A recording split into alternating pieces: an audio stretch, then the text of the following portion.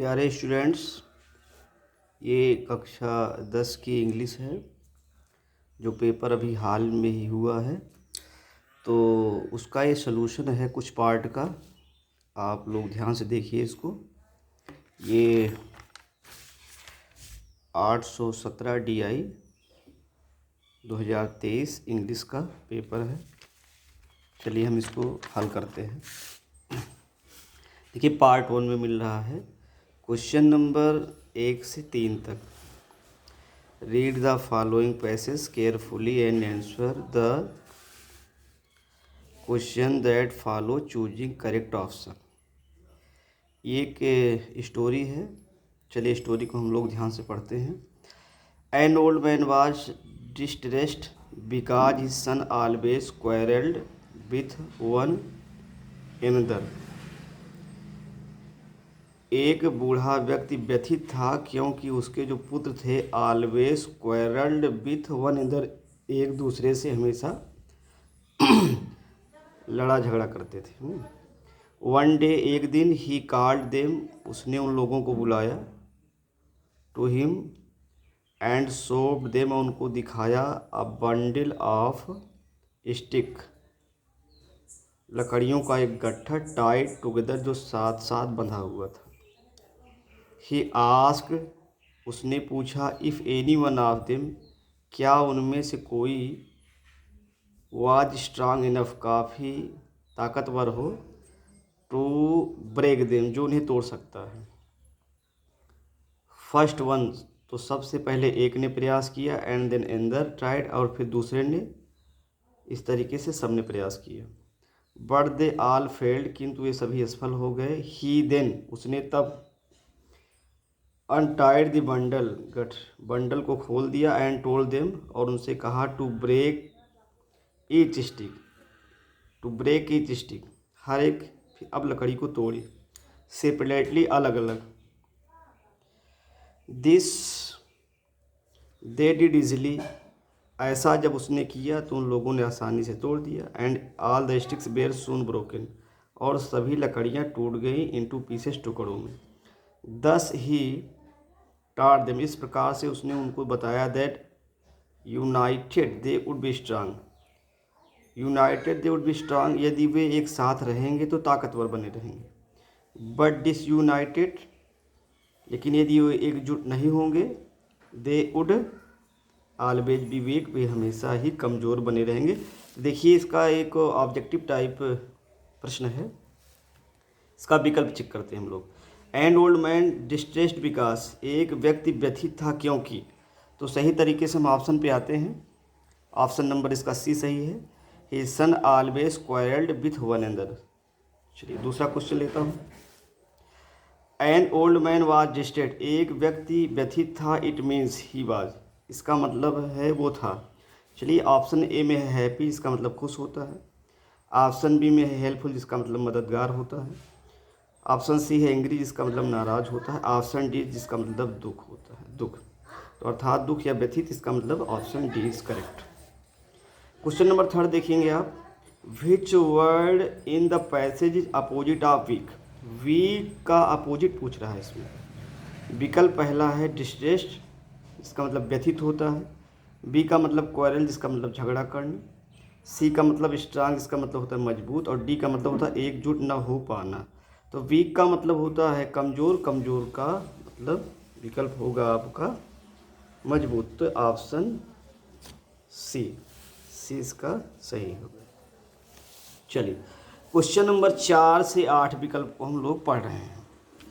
इसमें क्वेश्चन ये है पहला, his friend before he reach there, तो विकल्प आपका है सी, हैड गॉन, चूँकि बिफोर से पहले हैड लगा करके थर्ड फॉर्म रखनी है। चलिए क्वेश्चन नंबर 5वां है, if you do not want anything more, तो you are, if you don't want anything more, यदि आपको किसी चीज़ की अन्य कमी नहीं है या आप कुछ चाहते नहीं हैं, तो यू आर क्या है आप। सेटिस्फैक्ट्री मीन्स होता है संतोषजनक। सेटिस्फाइंग मीन्स होता है संतुष्टि देने वाला। और डिससेटिस्फाइड मीन्स होता है असंतुष्ट। और सेटिस्फाइड मीन्स होता है संतुष्ट, अर्थात डी ऑप्शन सही है। चलिए अगला क्वेश्चन हम लोग लेते हैं प्रश्न संख्या 6। Rearrange the following word cluster to make a meaning sentence and choose the right arrangement. इसका सही अरेंजमेंट होगा D, she has borrowed a lot of money from them. चलिए क्वेश्चन नंबर 7वां लेते हैं हम लोग। Which of the following words is misspelled. आपको मिस स्पेल्ड निकालना है, अर्थात 4 में से एक गलत है। पहला मीनिंग है इम्पॉर्टेंट, जिसकी सही स्पेलिंग होती है IMPORTANT, महत्वपूर्ण। दूसरी इम्पॉर्टेंस, महत्व, जो बिल्कुल सही है। तीसरा इम्पॉसिबल, जिसका मतलब होता है असंभव, बिल्कुल सही है। चौथी है इम्पैक्ट, जिसका मतलब होता है प्रभाव, बिल्कुल सही है। तो ऑप्शन ए ही सही है। चलेंगे, मिस स्पेल पूछ रहा है तो इम्पॉर्टेंट सही होगा, IMPORTANT। प्रश्न संख्या 8वां। Fill in the gap with a suitable preposition. आपको उपयुक्त प्रीपोजिशन दिखाना है। पहला है फ्रूट्स वेयर डिस्ट्रीब्यूटेड, फलों को बांट दिया गया। संख्या देखेंगे आप इधर 2 5 बॉय, संख्या ज़्यादा है तो ज़्यादा के लिए एमंग लेते हैं, तो ये आपका एमंग सही हो जाएगा। चलिए अब क्वेश्चन नंबर हम लोग 9 से 10 में चल रहे हैं। तो 9 से 10 का क्वेश्चन है, एक पार्ट है अ लेटर टू गॉड का, उसको हम लोग पढ़ेंगे पहले।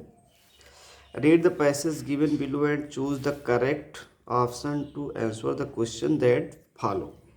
चलिए पहला प्रश्न इसका आ रहा है, बट सडनली, किंतु अचानक, आ स्ट्रांग विंड बिगेन टू ब्ले, एक तेज हवा, बिगेन टू ब्लो, बहने लगी या चलने लगी, एंड एलोंग विथ का मतलब होता है साथ साथ, द रेन माने बरसात के साथ साथ, वेरी लार्ज, बहुत बड़े, हेल स्टोन्स, ओले, बिगेन टू फॉल, गिरने लगे।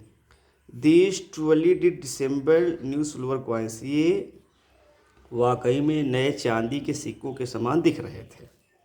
द बॉय, जो बच्चे थे, exposing themselves to the rain, अपने आप को खुला छोड़ दिए बरसात में भीगने के लिए। रैन आउट, दौड़ पड़े, to collect the frozen pearls, जमे हुए मोतियों को इकट्ठा करने के लिए। तो चलिए पहला प्रश्न हम लोग देखते हैं।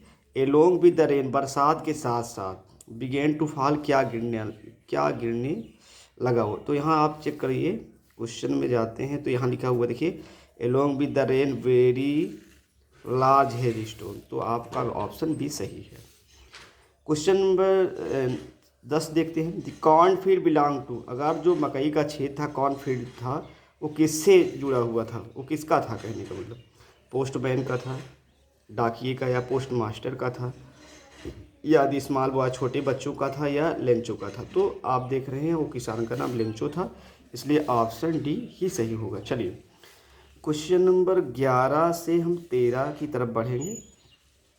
Choose the correct option to answer the following questions. चलिए निम्नलिखित प्रश्न को सही करना है।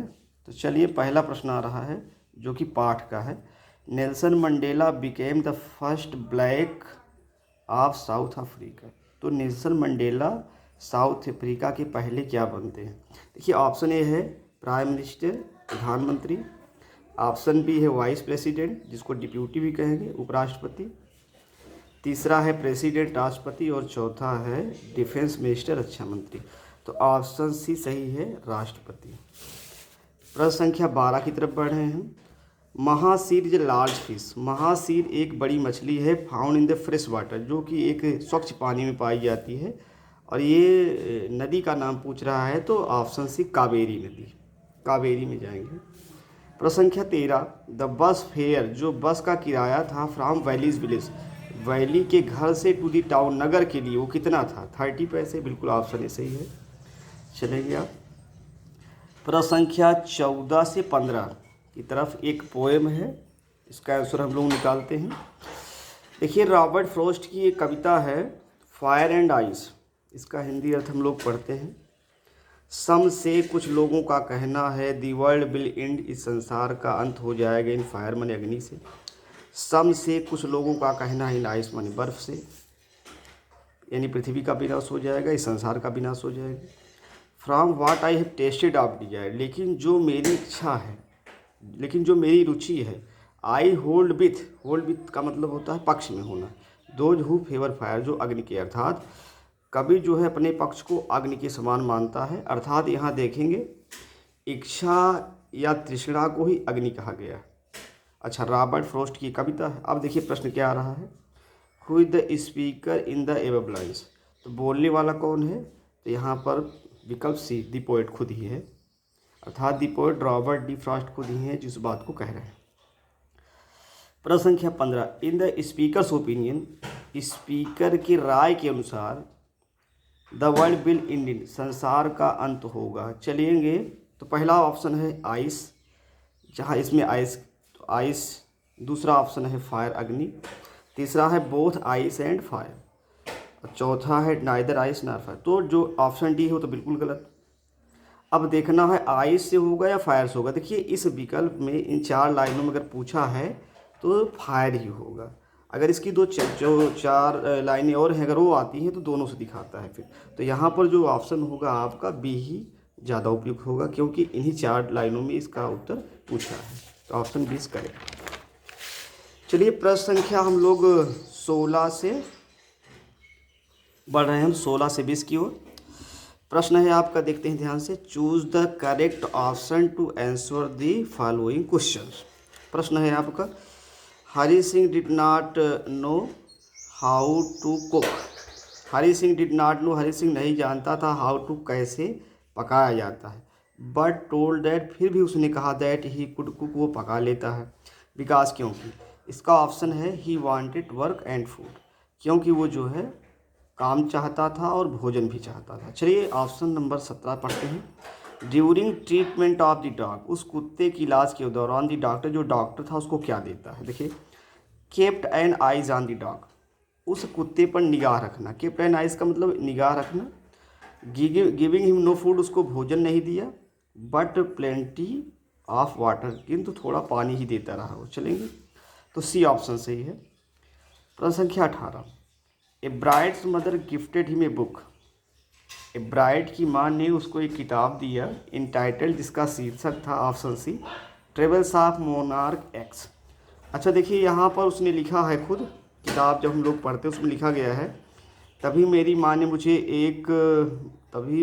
मुझे एक बच्चों की पुस्तक दी जिसका नाम था सम्राट दशम की यात्राएं।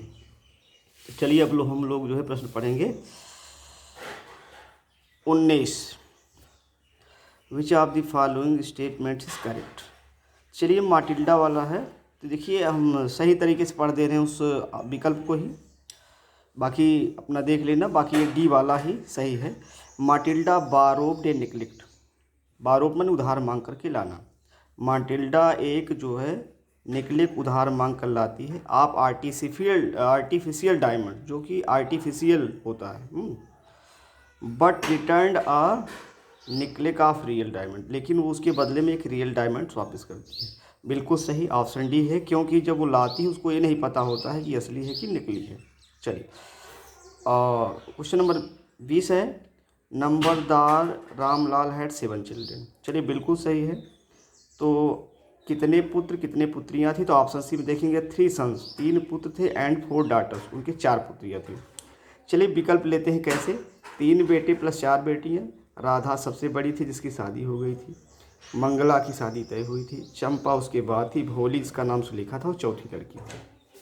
चलिए इस तरीके से हम लोग क्वेश्चन 20 तक हम पहुंच गए हैं। चलिए अब हम लोग जो है ये क्वेश्चन आपका rewrite the following sentence into indirect speech में चलते हैं। चलिए इनडायरेक्ट स्पीच में हम लोग चल रहे हैं भैया। तो पहला क्वेश्चन आ रहा है आपका, Mohan said to Seema please help me. चलिए यहाँ पे बिल्कुल मोहन रिक्वेस्टेड सीमा, प्लीज़ के स्थान पर रिक्वेस्टेड हो जाएगा। सीमा टू से इसको हम जोड़ देंगे, टू हेल्प मी जाएगा मोहन के अनुसार, तो हो जाएगा हिम। चलिए दूसरा क्वेश्चन है, change the following into passive, तो वॉइस में बदलना है इसको। I am writing a letter, letter इसका ऑब्जेक्ट है इसलिए लिया। लेटर इज़, जहाँ इंग होता है वहाँ बींग हो जाता है। Letter is being written by me, I का मी हो जाता है। तो फिर से देख लेंगे, a letter is being written by me. चलिए अब अगला है आपका, एक है सी से, ये punctuate the following. She said to me have you ever been to Goa. चलिए यहाँ पे ये स्टेटमेंट है, कथन है। सी सैड टू मी, उसने मुझसे कहा, have you ever been to Goa, क्या कभी आप गोवा गए हैं। तो she said to me, comma हो गया, इन्वर्टेड कॉमा, किसी व्यक्ति का statement. Have you ever been to Goa, तो एच कैपिटल हो जाएगा, इधर गोवा हो जाएगा, क्वेश्चन मार्क हो जाएगा। ठीक है, इस तरीके से हम इसको जो है हल कर लेते हैं।